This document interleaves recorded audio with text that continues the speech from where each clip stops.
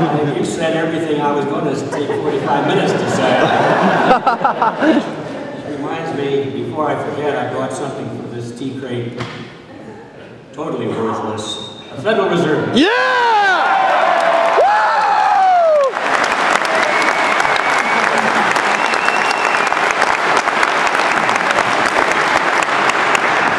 I cannot tell you how charged I am to hear a reception like that and to know there's so many people with strong conviction and energy and resolve like that, but also to be in these halls and to be in this area where I guess we call it the cradle of the revolution.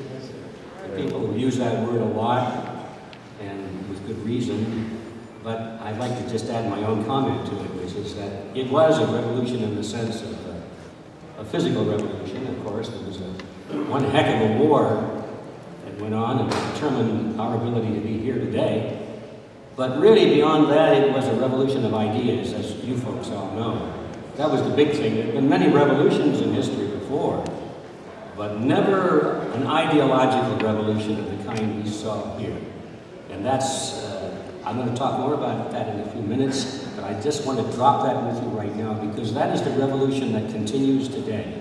It's a revolution of ideas. So when I was asked to come here today, I said, well, what do you want me to talk about? They said, well, about 40 minutes. And I said, okay, any topics? And they said, well, we want you to talk about money. We want you to talk about the Federal Reserve System. We'd like you to talk about what's going on in the economy and what we can expect in the future. We'd like you to talk about Freedom Force International. I said, wait a minute. They said, well, really, just do what you feel like you want to do. So I have kind of revamped a little bit of this, a little bit of that, put it together in a presentation with a very modest title called The World and Everything in It. That's my topic. That's what we do. I think a good thing to do is to start with this little story. There was an old fellow, he wasn't feeling too well, and his energy was so low, and he couldn't even drive the car anymore, so he asked his wife to take him to the doctor. The doctor gave him a thorough examination, began to shake his head slowly, and as the fellow was putting his shirt and tie back on, the doctor turned to his wife, and he said, ma'am, would you meet me in my office while your husband's getting dressed? I have something I want to tell you. She said, well, of course I will. Well, they went into his office, and he said, ma'am, I have some bad news and some good news. The bad news is that your husband has a fatal disease. There is nothing we can do. He's on his way out. There's no known cure for this disease that he has. That's the bad news. And her face turned white, as you can imagine. But the good news is that right now he's okay. And, you know, if we treat him well and make life comfortable for him and don't give him too much stress, I think he can be just fine for an unknown period of time. And he said, that means that you must never add stress to his life. He said, you must always laugh at his jokes. You must always prepare his meals on time and just the kind of food he likes. Of course, you can't take out the garbage or cut the grass. You understand what I'm saying? And she says, oh, yes, I understand very well. So on the way home, the husband couldn't wait to hear what this was all about. So he said, Bertha, tell me, what did the doctor say? She said, well, Henry, he said, the doctor had some good news and some bad news. She said, the good news is that right now, you're okay. But the bad news is that, brother, tomorrow you're going to be dead.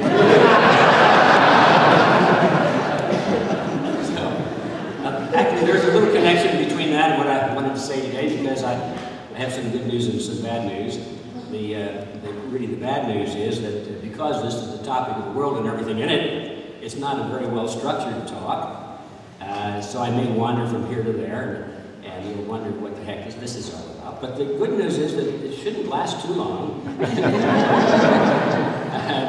So I'd like to begin with a little 3-minute seminar on the Federal Reserve System. What can you say about the Fed in 3 minutes? That's easy. You can do it in a lot less. You can sum it up just by saying it's a scam. You're all done with that. Yeah. If you want to go on,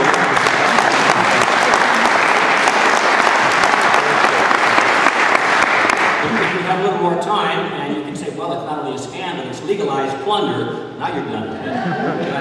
if you had more time, you could say, well, it's legalized plunder and it's conducted by a banking cartel. The Federal Reserve System is not really, as you folks know, it's not a government agency or anything like that. It's a cartel, no different than a banana cartel or an oil cartel, a sugar cartel. This one happens to be a banking cartel.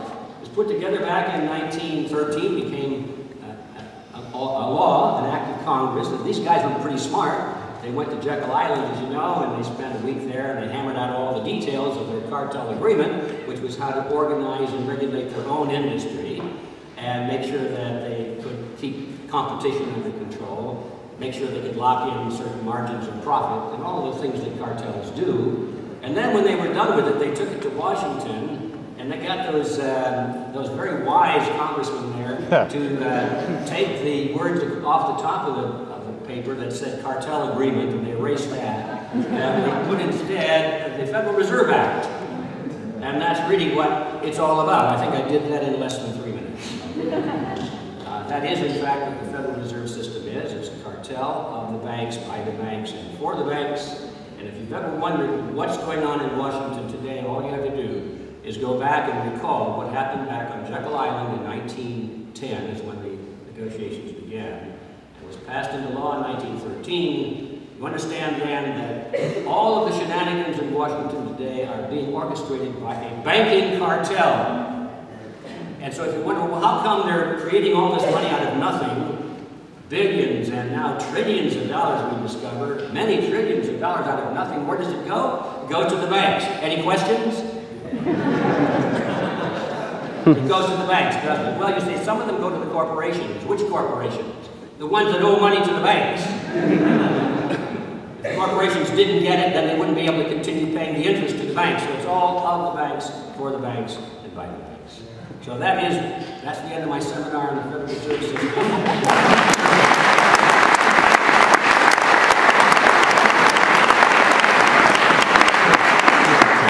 Now let's talk about the economy. Ooh, this is fun, isn't it? We all know that the economy is in dire straits. It's going down. People are losing their jobs. Prices are going up. Manufacturing going overseas. People are on welfare. They're living off food stamps. The thing is looking more and more like the big crash in 1929, the Depression in the 30s. So then the pundits come on television and they speak in the halls of Congress and they say, don't worry, this is cyclical. This has happened before. We've had ups and downs. This is the booms and the busts of the capitalist system. That's what they say. It's a result of capitalism, unbridled capitalism. We should have socialism, or some other word for it, some form of collectivism. We try and avoid those words now. They just say we should have more regulations. More regulations, because if we regulated things more, then we wouldn't have these problems. Well, I'm here to tell you, ladies and gentlemen, this is, shall we say, a myth. That's the kindest word I can come up with. Because we have to be realistic, I think, and realize that, yes, there have been booms and busts in the past, and yes, we always have seemed to come out of it in some way, not without paying a huge price, I might add, but we've always come out of it, and the economy has continued to expand. We continue to put up more and more buildings and produce more and more cars, and people live in bigger and bigger houses and all this sort of thing. That's always happened, but do you suppose something is different this time? Yes. There is. What is it? The free market is dead. That's what's different. In the past, we had enough semblance of the free market left, enough freedom on the part of individuals and investors to actually work themselves out of the hole. This time, that freedom is, I'm going to say, 99.9% gone. We do not have the option to dig ourselves out of the hole because regulation now is complete. There is no free market. And we talk about free markets only at our peril because that means we'll never come up with a solution. And we keep saying we must let the free market work and at the same time go for more regulations. The free market is dead. This is no longer a cyclical thing that we're facing. This is the end of the line. It was inevitable. Yes, we don't have to leave it there. That's true. We can reverse the trend, but if we keep thinking of this as being merely a cyclical phenomenon, that's somehow going to magically happen again, we've missed the whole point. Things are indeed different now, and they're substantially different. We've allowed more and more regulations to be built and thrown upon us through all of the administrations, starting at least with Woodrow Wilson. This thing is not a new phenomenon. It started in full blast during the Wilson administration when Colonel Edward Mandell House moved into the White House and became the presidential advisor. And with him, of course, all of the collectivist, shall we say, guides, spirit guides from Europe came over here and implanted collectivism in America. And from that point forward, our unelected rulers clustered around the Council on Foreign Relations became the force and the intellectual leader of the American Republic.